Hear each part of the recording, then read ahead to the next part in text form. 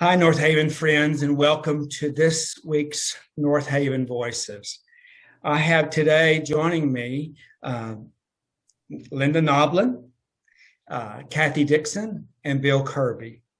And I'm excited to be talking to the three of them because they're going to talk to us and share about the Circles of Spirits group, which is part of our Grow initiative.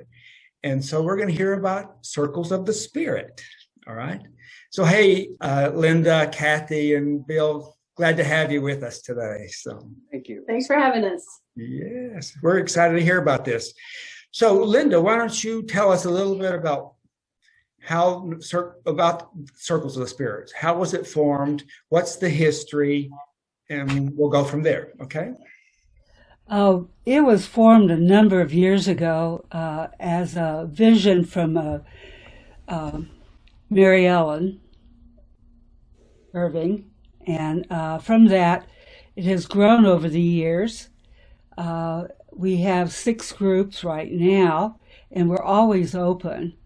We do ask people to make a commitment, and over the years, and we also like to do orientations and have extra exercises like maybe a sound bath or a retreat. And there are a number of ways that we invite people into our community. And if you're wanting to know more about this as we go along, any of the three of us would be willing to talk with you some more and see how we can fit you in as soon as possible. Because we are excited about this aspect of I am excited about this aspect of Northaven's ministry. I'm thankful that we have many ways that people can express spiritual growth through meditation, whether it's passage meditation, which is probably the oldest group at Northaven, and Circles of the Spirit, and the newer group that started Sacred Rhythm, the Sacred Rhythm groups, right? Yes, and so there's a place for anybody if you're interested to plug into this aspect of your spiritual growth. Yeah. Now that falls into the call to be under Grow, because I think one of the initiatives or objectives there is engage spiritual practices individually and together, which enable us to live into our personal and communal calling. So that's where this falls into. So I'm excited to hear about these. I know, and Mary Helen Irving had shared quite a bit about it before, so it's good to really kind of pick it up and learn more about it again. Kathy, do you have anything you want to add about the history or the background? Yeah, I would like to. I know with this past year with the pandemic, I just want to say what an absolute blessing it was for me to be in a circle group, because we did connect. We continued to connect. We usually meet in person, but of course we transitioned to Zoom. And it was just such a nice way to still feel normal, if you will. So I just really appreciate it. And then the only thing I'd really kind of like to add is this is the book. It's called A Hidden Wholeness from Parker Palmer. And that is the book that we've kind of used as our template for this Circles. Like Linda said, there's lots of different ways to meditate, but Parker Palmer was a Quaker, and that tradition is very embedded in deep listening. And so the whole idea behind spirits is that we really listen to each other deeply until we can kind of hear our own inner teacher. So one of the biggest thing, and this is the biggest challenge for me, is not to fix anybody else. It's not to give advice. It's none of that. It's not therapy. This is really about the Spirit of God that is at the center of all of us and at the universe, and that should be the core. And then we listen to each other and hope that whatever, as we're talking, we kind of work things out in our own head in our lives. And then other people, after a little while, we've talked, other people can ask clarifying questions. They can kind of say, well, what did you mean by whatever we just said? And that really helps too when you're in the process of trying to work something out. So there is a format, and we like to try to light a candle and then maybe say something inspirational. And then each person has about 30 minutes, and the groups are 3 to 5, no more than 5. And we ask that it not be people that are related or in committed relationships, that they'll just be in different groups. I think the reason behind that is just, so that everybody can have a safe space. And I know that's a big buzzword about safe space, but really that's what this is. It's another place to be just as vulnerable as you want to be, and just be with other people on the journey that can affirm and be with you on that journey. So anyway, you talk for about 30 minutes, and this is the big thing. This is the very biggest thing. With your eyes closed. Now that does not work for some people, but for me, it's worked beautifully. We sit in a circle. Once we've lit the candle, we say some little inspirational thing, and then whoever wants to start sharing can start sharing. And if there's a long periods of silence, that's perfectly wonderful too. I mean, that's fine. I mean, the Quakers sit in silence for long periods of time. So if anything, I think it's a great discipline, and it's really hard in our world today to sit still and be still. But we do that together, and then we just kind of start sharing with what's going on in our lives. And yeah, that's kind of the format. Again, the big thing is with your eyes closed, I think there's not as many distractions. And so you can really kind of focus and listen to what's going on in your own heart and soul. So yeah, it doesn't work for all people. Some people don't like that. It makes them feel uncomfortable, and that's fine. Like Linda said, there's lots of different ways people, do mindfulness. So it's just really worked well for me. And I think the group now that I'm in, we're going to be friends for life. I mean, we just know stuff about each other now. Not all of it good. No, it's all wonderful. It's just that we're friends. We're deeply connected now. And that's the idea behind circles, is a safe place, and then, lifelong friendships. Okay. Bill, what would you like to add anything to any of that for about the foundation? I'd like one moment of history and acknowledge Mary Ellen Irving as the originator. This circles had been in existence in Northaven for several years, and a small group of people. And one day in the spiritual journey class, Mary Ellen Irving came up to me and said, "I want you." And I'm told that is one of her tactics, is to say, "I want you." And so what she was saying is that she wanted to expand circles from the small group, and to take it not only to expand, but to also include males. Because at the moment, not necessarily, it would just happen to be all females. And she wanted me to co-lead a group with her. So I'm the first strange male into circles and leading a group with Mary Ellen. And so after that, we took circles public, and we had 2 Saturday morning events. Kathy and I presented the Parker Palmer and a little more detail of what Kathy just said. And we had at that first session, we had 36 people come, and we had about 30 people sign up for circles. And I don't know how many we have now, but in any case, we're a wide open group, and have leaders available to lead groups.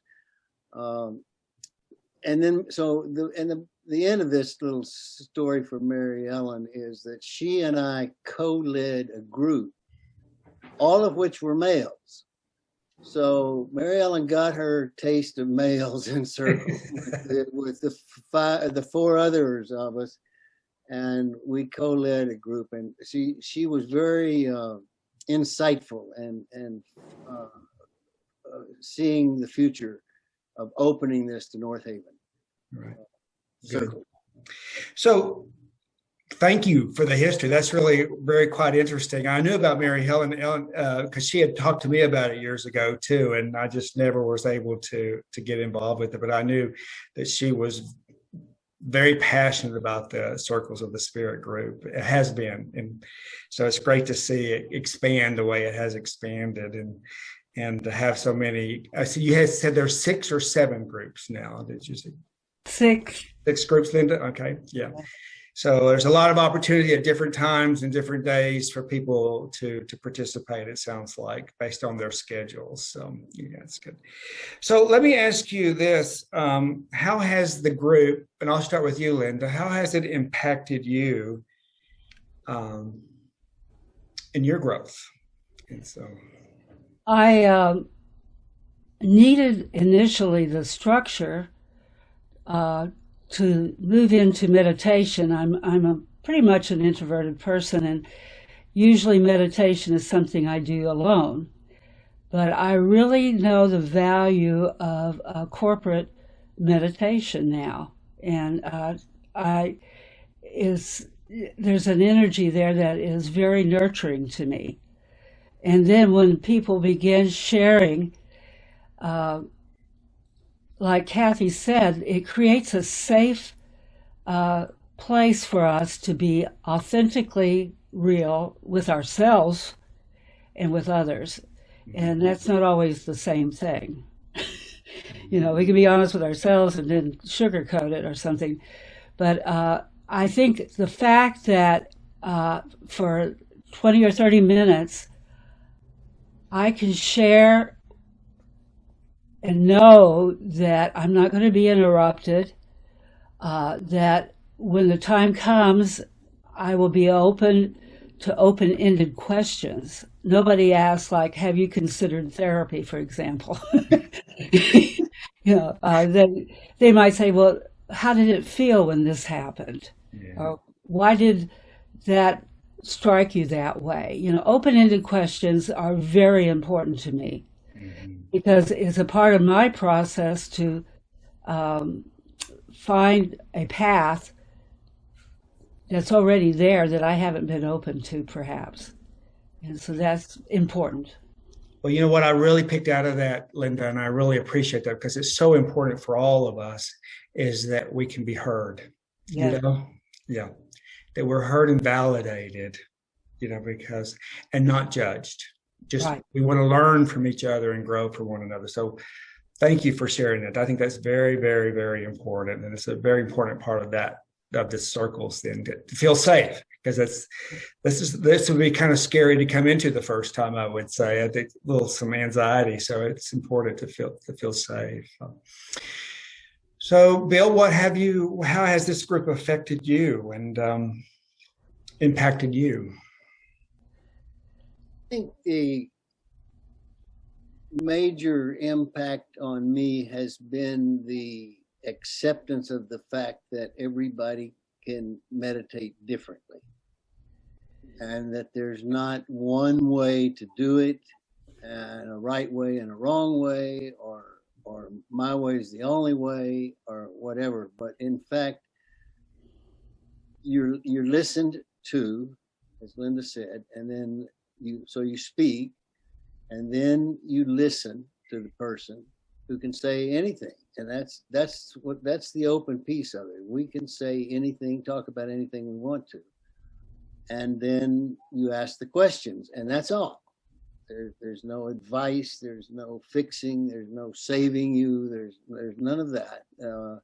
It's all just, you said what you said. And the goal is to get in touch with what Parker Palmer calls inner teacher. And so the variety and ability to speak about, well, this is the way I do it. Meditate, for example, and not have, I liked your word, not have the judgment. There is no judgment in circles. Well, what I really pick up from you, Bill, is the importance of that. Some people say, "Oh, I can't meditate." That's, I don't know what that means. It's, there's like, you have to have a certain way to do it, and it's really it's an individual process, and everybody comes to their way of meditating. And I think that's the permission you guys are giving all of us out here to say, okay, there's no right or wrong. It's just coming together and being heard and listening, being quiet, and learning to just listen to that voice, that inner voice. So, yeah. And Kathy, how about you? So how has this impacted you? Well, I think with the deep listening, I think really the ultimate goal is for us to be transformed, and that can be scary sometimes and tough. And so for me, it's a challenge sometimes to really try to listen to that voice. But when I do, I just feel really close to God and to other people and my neighbors. And it's really impacted me in a lot of compassion, more tolerance. I'm still very impatient, but that's on my work on that list. So it's been just a real blessing to me. Great. So how would someone want to join a group? How would that go about if someone listens to this interview and says, I'm interested, and how would they go about doing this? Linda, why don't you tell us? I would encourage you to call one of us and let us know your interest. Another way is to attend our fall. We are planning a sort of an orientation workshop this fall, and that's another way. Probably those are the two main ways right now, is just let somebody know that you're interested.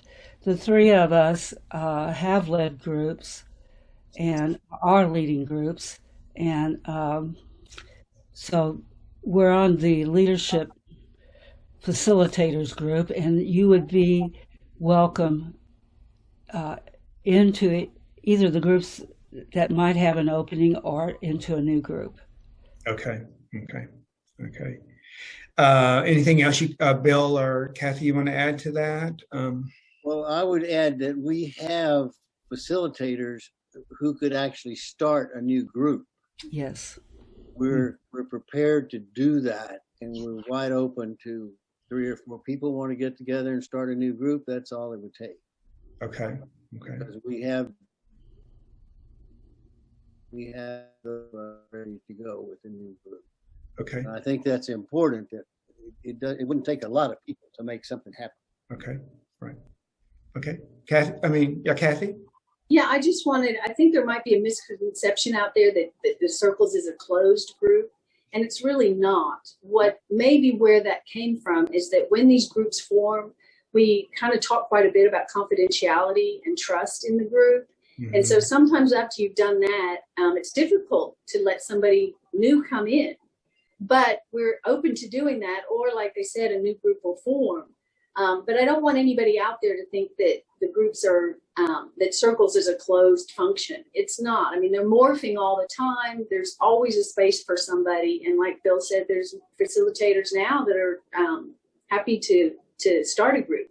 So we want to be real open and invitational. I mean, really, I think this is just another invitation from God, really. Right.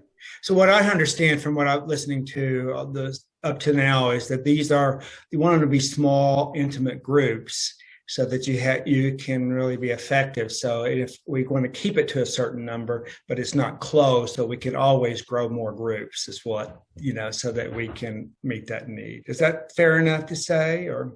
Yeah. And another thing that we do is we ask people to commit themselves to at least 3 meetings. Yep. And if they in that period of time feel this is not working for me, that's fine. Mm-hmm. And then after that, we asked for a year's commitment to the group. Okay. But that doesn't mean that we're, like Kathy said, we're wide open too, mm-hmm. and especially with facilitators available to start new groups. So I think that's really important to know. Mm-hmm. And all I can say, we want to invite anyone who wants this form of spiritual growth. Great. Bob, we think of a group as 4 people. Okay. Maybe 5, because that's what it takes to give each one 30 minutes to talk about themselves. Mm-hmm. And so we're talking a small group could form. Mm-hmm. I think that's important. And the other thing is we meet once a month. Okay. Mm-hmm. Yeah, and just to piggyback on that, we had been meeting up at the church, but then with the pandemic and all, we kind of transitioned to people's homes. And that was even, for me, kind of more intimate because you're in their space. And it's nice. And we rotate around. You don't have to host it if you don't want to, but if somebody does, and usually the group, people take turns.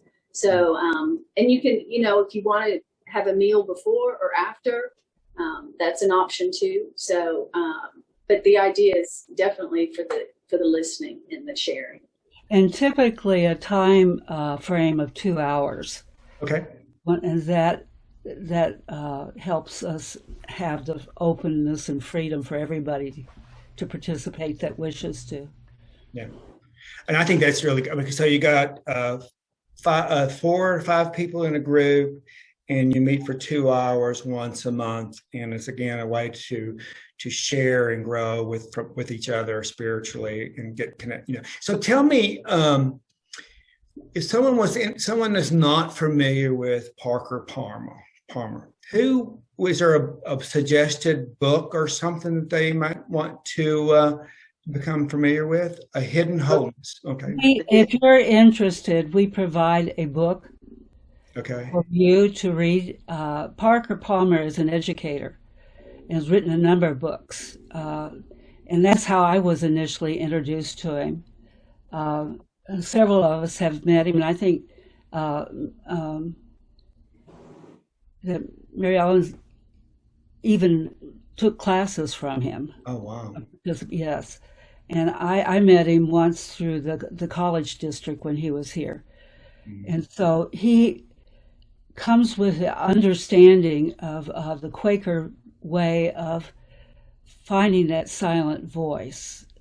And you can Google him, and he's on several different sites that I've found here and there.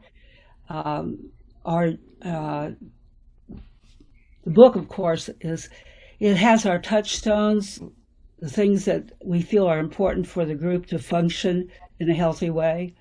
And it also has the philosophical and spiritual way of understanding the program too. Perfect. So I imagine you could find him on YouTube or TED Talks or something like that, maybe too, just to get an experience from him as well as if you just did search. I know that I'm reading I have an audio book of his is, oh man, I can't remember this. Listening for the value of your vocation or something, the leadership. Anyway, it's very, very good. I'm sorry, I can't remember the title of it. Well, the one I have right now is on spiritual growth as you mature. As you mature. Oh, I know it is Let Your Life Speak, which I really like that title. So that's what I'm reading right now. So that's good. I have a little passage here. It's a little bit long, but I think it just is so beautifully written about what Parker Palmer, firstly, the way he writes, and also the idea behind circles. Is it okay if I read? Absolutely. Please share. So what he's talking about is, he says, our soul is a metaphor for our soul is that it's like a wild animal. And he says, like a wild animal, the soul is tough, resilient, resourceful, savvy, and self-sufficient. It knows how to survive in hard places. I learned about these qualities during my bouts with depression. In that deadly darkness, the faculties I had always depended on collapsed. My intellect was useless, my emotions were dead, my will was impotent, my ego was shattered. But from time to time, deep in the thickets of my inner wilderness, I could sense the presence of something that knew how to stay alive, even though the rest of me wanted to die. That something was my tough and tenacious soul. Yet despite its toughness, the soul is still shy. Like a wild animal, it seeks safety in the dense underbrush, especially when other people are around. If you want to see a wild animal, we know that the last thing you do is go crashing through the woods, willing it to come out. But if you will walk quietly into the woods, sit patiently at the base of a tree, beneath the earth, breathe the earth, and fade into the surroundings, the wild creature you seek might just appear. I think that's such a beautiful capture of, it is so wild, but it is so shy. So it's a very tender thing, but it's also fragile, but resilient too. I mean, he kind of captures it there. So. Well, to close, I want to ask you this last thing, each of you this, okay? This may be, what one word would you use to express your experience in the group? Love. Okay. And connection. Connection. Bill? Friendship. Friendship. Beautiful. Beautiful. And, you know, when we were going through this, I was writing down different words as y'all spoke. And I wrote down safe, connection, heard, and friends, and transformation. So those are the things that I came out. So this is exciting. Thank you guys for taking the time to share about your group and Northaven friends. And just if you're looking for a group or you want to experience a group, then just go to the website. I believe you can find the contacts there under Grow, and then under Grow you would find Circles of the Spirit group, and you can get connected there. So thank you all. Appreciate you all, and you have a wonderful day. Thank you for asking. Thank you.